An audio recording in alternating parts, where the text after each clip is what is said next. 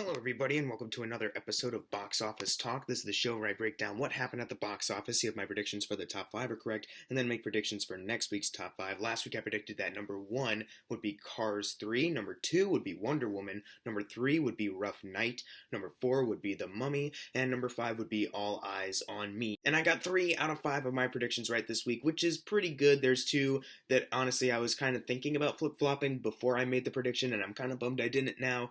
But whatever, that's how this show works. Let's go over the actual numbers. Number 1 was, of course, Cars 3. I don't think anyone was really doubting that this movie wouldn't be number 1, but I think it surprised a lot of people that this made a little bit less than both of the first 2 Cars films. The first Cars opened at around 60 million, Cars 2 opened at around 66, and this movie opened at around $53 million.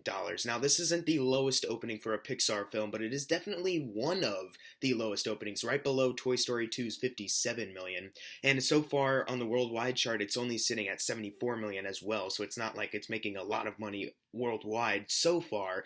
And if you're looking at its budget, it's on $175 million. It's going to have to pick up really quickly if it wants to double that and be considered a profit. But I don't think it's that big a deal because no one really cares for the Cars movies anyways. I don't think anyone out there is really begging for more. I don't think anyone's really upset that this movie's bombing or anything, so I think this is just something we can happily ignore. Number 2 going on is Wonder Woman, making $40 million, only $13 million away from Cars 3. It's holding on that strong. I'm so happy to see this. I was a little worried that more people would be seeing Cars 3, but no, Wonder Woman still has a large audience, and that adds to a domestic total of $274 million, and on the worldwide chart it is sitting at $571 million. I am praying that it gets past the billion-dollar margin, because if it does, it'll be considered the highest-grossing DCEU movie so far. I'm hoping it does, because this movie really does deserve it. Number 3 was All Eyes on Me, making $27 million this weekend. I've heard that there are some people out there who are actually surprised that it made this much, so hey, that's pretty good for it.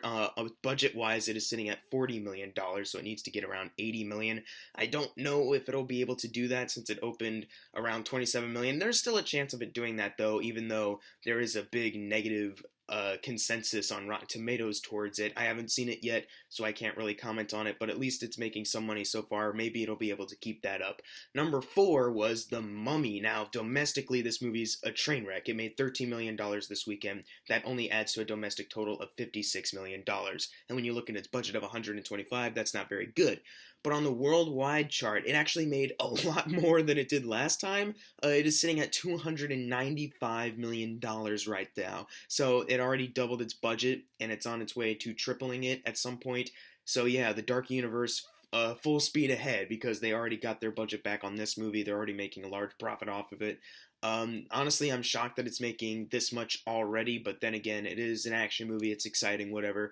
So it's not that big of a surprise, but considering like the 16%, I thought that maybe it wouldn't get as much. I don't know. I'm just really surprised that it made almost $300 million this weekend.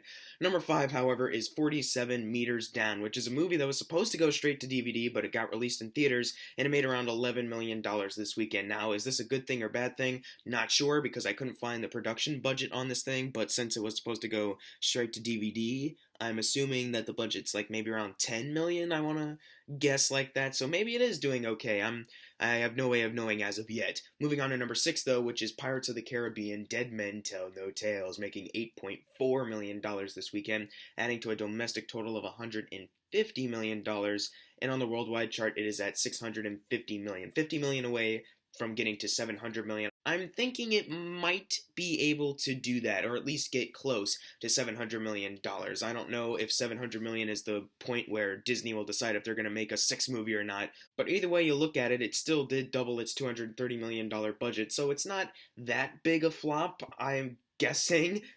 At number 7, we have Rough Night, which is a really rough time for Sony right now. It made $8.0 million this weekend, only on a budget of $20 million. This is not a very good opening for this movie. I thought for sure it was going to open big, because the party movies are usually popular at the box office, especially since I thought Bad Moms, it did so well that maybe Rough Night would, and apparently not, because it opened so low. I'm shocked, honestly, but the trailers look pretty awful. and the Rotten Tomatoes score is around 50%, so maybe this is well deserved. Plus, it's Sony, so you can't trust them either way. Number 8 is Captain Underpants, making $7 million this weekend, adding to a domestic total of $57 million. It still needs to get to around $19 million more dollars in order to double its budget. I think that it's not going to do that. I think it's going to be leaving very soon. I don't think it's going to leave next week because there's only like one movie coming out. It'll probably be at around number 9. But still, this is just not good for DreamWorks. I hope that they can sweep this movie under the rug